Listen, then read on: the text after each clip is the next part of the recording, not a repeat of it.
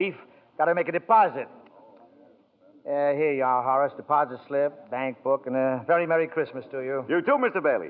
Say, you've forgotten something, haven't you? Horace, I've forgotten things all my life. Get a wiggle on, boy. But, Mr. Bailey, where's the money? What's that? You want to make a deposit? Well, certainly I want. Well, it's customary to bring the money with you. It's gone. Where'd I put it? Where'd I put that money? A terrible thing, Clarence, terrible. Uncle Billy couldn't find the money because the envelope with the $8,000 was folded up in that newspaper he gave to old man Potter. I just don't know what happened to it, George. I just don't know. $8,000. Uncle Billy, the bank examiner's here, and it's not our money. It belongs to the depositors. George, what are we going to do? We've traced every step I took. We can't stand here in the street. Are you sure you didn't put that envelope in your coat pocket? I think so. Maybe. Oh, I'm no good to you, George. I'm no good. Now listen to me. Think, will you? Now try and think. I can't think anymore. I can't. Now, where's that money, you silly old fool? You know what this means? It means bankruptcy and scandal and prison. One of us is going to jail. Well, it's not going to be me. Now get out of my way. I'm going home.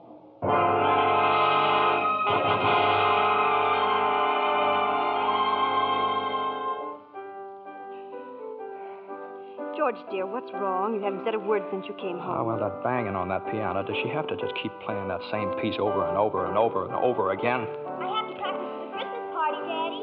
What is it, dear? Another hectic day?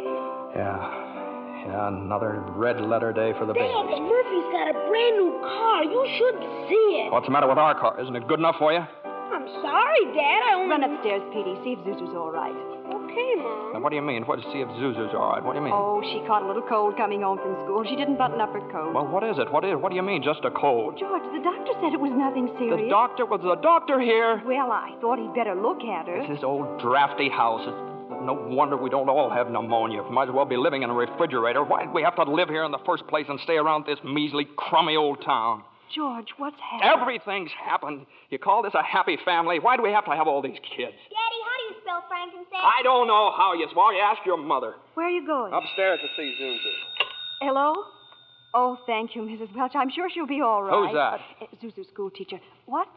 Oh, yes, the doctor says she'll be fine tomorrow. Here, give me that phone. George, please. Mrs. Welsh? Well, this is Mr. Bailey. Say, what kind of a teacher are you anyway? What do you mean sending Zuzu home like that half naked? Do you realize you probably end up with pneumonia just because of your stupidity? You know, maybe my kids aren't the best dressed kids in town, but at least... Hello? Janie, will you stop playing that lousy piano? Cut it out. Stop it. George, for heaven's sake, what's wrong with you? I'm sorry. Janie, I'm sorry. Mary, I've just got to get out of here.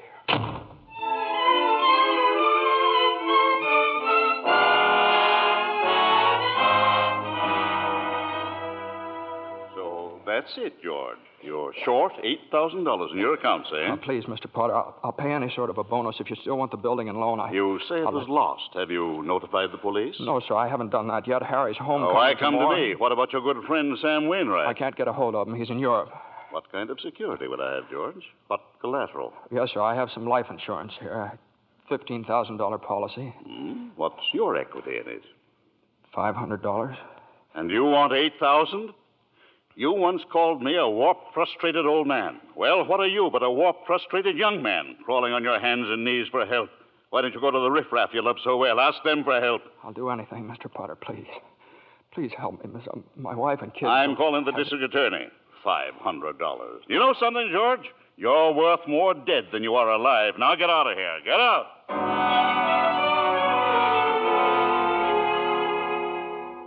And all the time, Potter had the $8,000 in his desk drawer. It's still there, Clarence. But where's George, sir? Where? Well, he went over to Martini's Cafe. He's had a couple of drinks, Clarence. He's just standing there, sort of in a daze. Oh, God, dear Father in heaven, I'm not a praying man, but if you're up there and you can hear me, please show me the way. I'm at the end of my rope. Show me the way, God. Mr. Bailey, you all right? Don't drink anymore, Mr. Bailey. Please, you don't feel good. Bailey. Did you say Bailey? Which Bailey? This gentleman is Mr. Bailey, George Bailey. George Bailey, huh? And the next time you talk to my wife like that, she'll get worse. It isn't enough she slaves teaching your stupid kids how to read and write. You got to ball You her get out. out of here, Mr. Welch. You hit my best friend. Get out. All right. Mr. Bailey, you okay? Who's that? Mr. Welch, but don't worry. He don't come in this place no more. I'll get something for your face. It's bleeding. I'm all right. Please don't go away, Let me Mr. alone. Bailey. Please don't Let me go alone. away. Well, George left Martini's Cafe 5 minutes ago, Clarence. He's at the river now, on the bridge, looking at the water. Are you ready, Clarence? All ready, sir. Very well. Save George Bailey's life, and you'll get your wings. My wings. Oh, thank you, Joseph. George! George Bailey! Get away from that bridge! You hear me? George! George!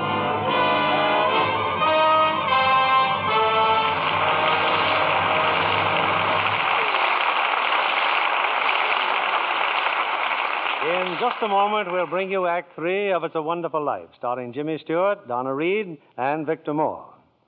The popular theory about beautiful blondes is that they're content to be merely decorative. Our lovely guest tonight, Miss Susan Blanchard, completely disproves that idea. Besides being a hard-working Fox starlet, Susan, I understand you're a wonderful cook. I really love housekeeping, Mr. Keeley. But most of all, I enjoy the training I get at the studio. It's work, but it's fun, too. You're an Easterner, aren't you, Susan? Yes, a native New Yorker. I thought so. It was the Broadway theater that inspired me to think of show business as a career. Well, that's interesting. I used to save my allowance and go to every play I could. One of my favorite actresses was Jane Wyatt. Uh-huh. Imagine, Mr. Keeley, what a thrill it was for me to meet her right here in Hollywood. Jane Wyatt's latest picture, Boomerang, was made in the East, I understand. Yes. But she and Dana Andrews, who stars in Boomerang with her, were in Hollywood to see a studio showing of the picture. Oh, I see. Jane Wyatt is my ideal of a stage and screen star. So talented and so lovely to look at. Just as lovely in real life, too. She is indeed. It wasn't long before I discovered that she's as keen about Lux toilet soap for beauty care as I am. You know, I'm a Lux girl, too. We're glad to hear you say that, Miss Blanchard, because that's a very beautiful Lux complexion I see before me. Just right for blue eyes and ash blonde hair. Thank you, Mr. Kennedy. Any girl in pictures is delighted to find out about Lux toilet soap as a beauty care.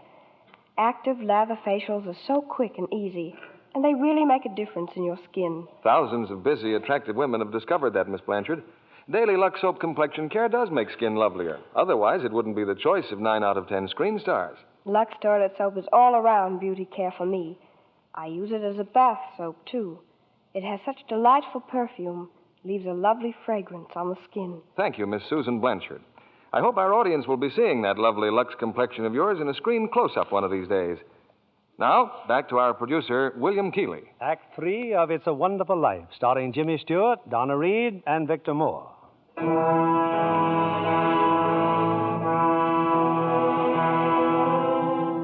Numb with despair, convinced, as Mr. Potter said, that he's worth more dead than alive, George Bailey stands on a bridge, staring at the dark and frigid waters below. Suddenly, there's a splash.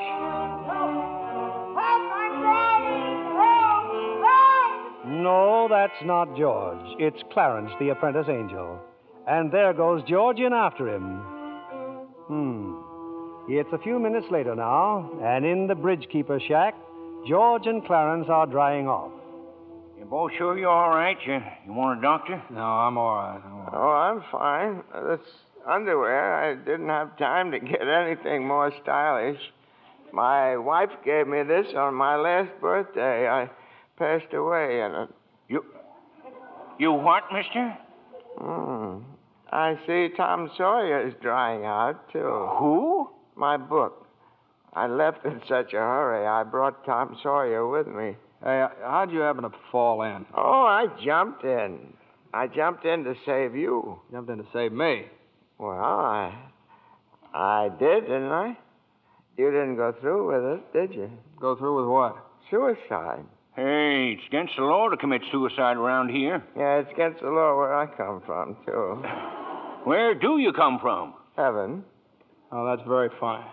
Very Your lips bleeding. Yeah, I got a bust in the jaw in answer to a prayer. Oh, no, George. I'm the answer to your prayer. Hey, how'd you know my name? Oh, I know all about you. Well, who are you supposed to be, anyway? Clarence Oddbody, AS2. Clarence Oddbody. What's the AS2 for? Angel, second class. Hey, I'm getting out of here. You may not need a doctor, but I do. Cheerio, my good man. Hey, look here. Why'd you want to save me? Because I'm your guardian angel, George. Oh, I see. Uh-huh. Well, you look like about the kind of an angel I'd get. What happened to your wings? Well, I haven't won my wings yet. That's why I'm an angel, second class. Oh, I see. But you can help me earn them, George, by letting me help you. Oh, don't happen to have $8,000 on you, do you? No. We don't use money in heaven. Oh, that's right. Yeah, I keep forgetting. I see. Comes in pretty handy down here, bub. Oh, tut. Of course, I found it out a little late. You know, I'm worth more dead than alive. You mustn't talk like that.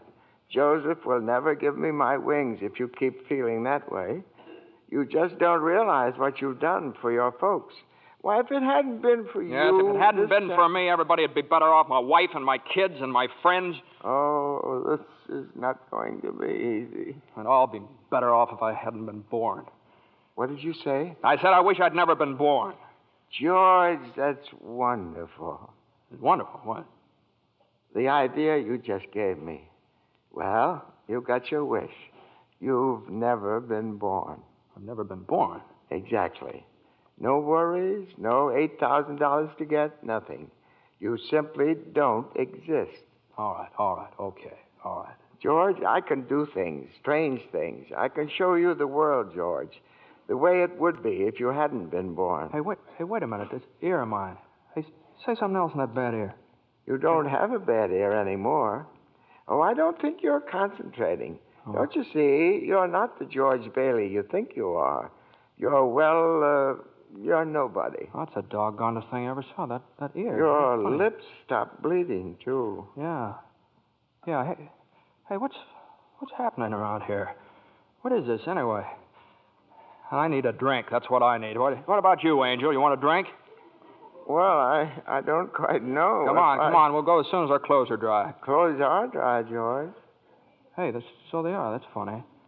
Well, look, let's get dressed and we'll stroll over to Martini's and then... excuse me. I'll stroll. You fly. Oh, no, I don't have my You don't wings. have your wings yet. That's right. I forgot that again. A couple of drinks and we'll both fly, huh?